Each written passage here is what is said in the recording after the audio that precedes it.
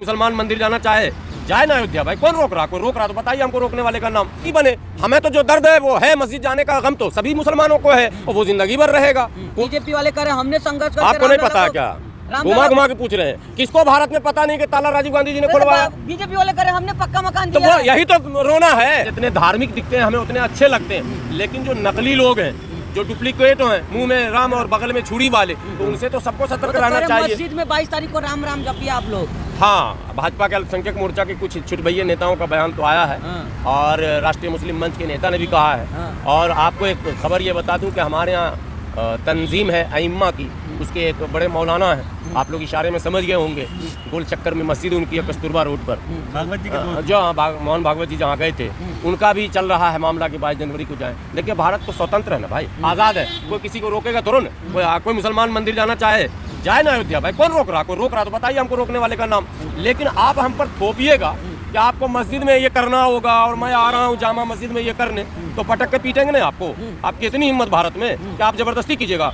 यही चीज, इसी की तो लड़ाई है, जबरन थोपने की लड़ाई है। कोई भी नाम, किसी भी धर्म का नाम, किसी भी धर्म का प्रतीक, किसी भी धर्म का चिन्ह कोई किसी पर थोप नहीं सकता है। लड़ाई इस देश में यही है, थोपने वालों के खिलाफ। खाने पीने में थोपने हैं, पहनने ओढ़ने में थोप रहे हैं, ये नहीं पहनने दूंगा तो वो पहनने दूंगा, ये नहीं खाने दूंगा तो वो नहीं खाने दूंगा। यही लड़ाई है डेमोक्रेसी में। आप कह रहे हैं कि कोई भी जा सकता है, तो निमंत्रण मिलेगा वही जाएगा ना। हाँ, तो मैं कहाँ कह रहा हूँ बगैर निमंत्रण क्या? कुछ बेलज्ज लोग बगैर निमंत्रण में चले जाएंगे, उसमें कोई रोक नहीं है। हम उन चक्करों में नहीं पड़ते। संजय राउत जो कह रहे हैं कि मंदिर वहाँ पे नहीं बनाया जहाँ पे बाबरी मस्जिद थी, वो उनका मैटर है। संजय राउत जी हिंदू हृदय सम्राट स्वर्गीय बाला साहब ठाकरे की पार्टी के हिंदू हृदय सम्राट थे बाला साहब ठाकरे। वो छोटे मोटे हिंदू नेता नहीं थे।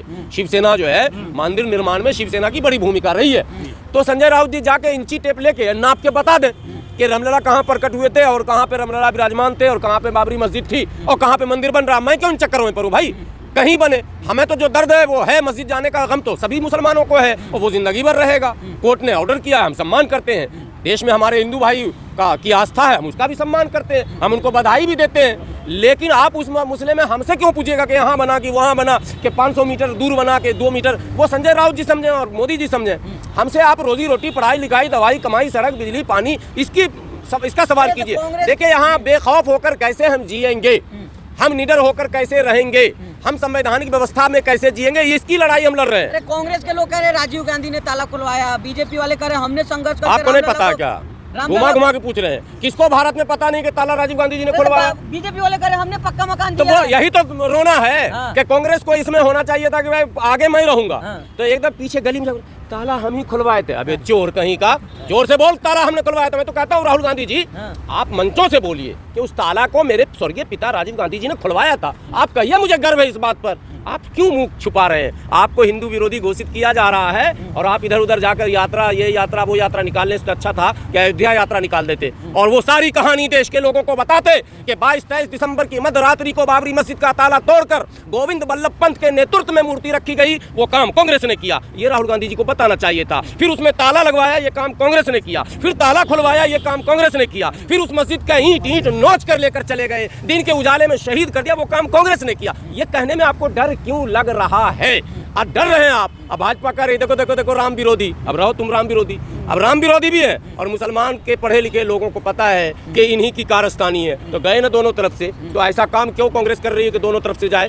कांग्रेस को चाहिए अपने पुराने फॉर्म में लौट जाना, अपने पुराने करतूतों को फिर से गिनना और कैसे सफल प्रयोग उस समय करते थे कांग्रेस के वो पुराने नेता, वो प्रयोग करना। नरसिम्हा राव जी से कांग्रेस जिम्मेदार है। हाँ, नरसिम्हा राव जी प्रधानमंत्री थे, मस्जिद दिन के उजाले में टूटता रहा। एसपी चौहान साहब गृह मंत्री जी थे, गृह मंत्री जी ने फोन किया कल्याण सिंह जी को, बेचारे स्वर्गीय हो गए, कि सुन रहा हूँ कि गुम्बद पे लोग चढ़ गए। कल्याण सिंह ने कहा कि चढ़ नहीं गए, तोड़ तार के बराबर कर दिए।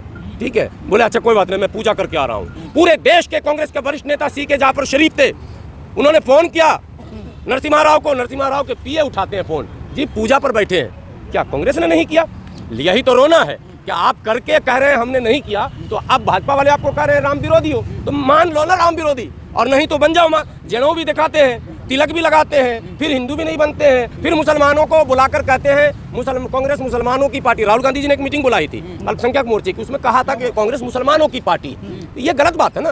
कांग्रेस देश की पार्टी है बोलिए, कांग्रेस नौजवानों की पार्टी है बोलिए, कांग्रेस किसानों की पार्टी है बोलिए, बोलते भी है गलत। कांग्रेस मुसलमानों की पार्टी है तो बाकी पार्टी किसकी है भाई? तो भाजपा हिंदुओं की पार्टी है, तो खेल हो गया ना। ये खेल हो रहा है, इसलिए मुसलमानों को मैं कहता हूं कि आपको जितना दूर भाजपा से भागना आप चाहते हो, उतना ही दूर आपको कांग्रेस से भागना पड़ेगा, क्योंकि गंगाधर ही असली शक्तिमान है।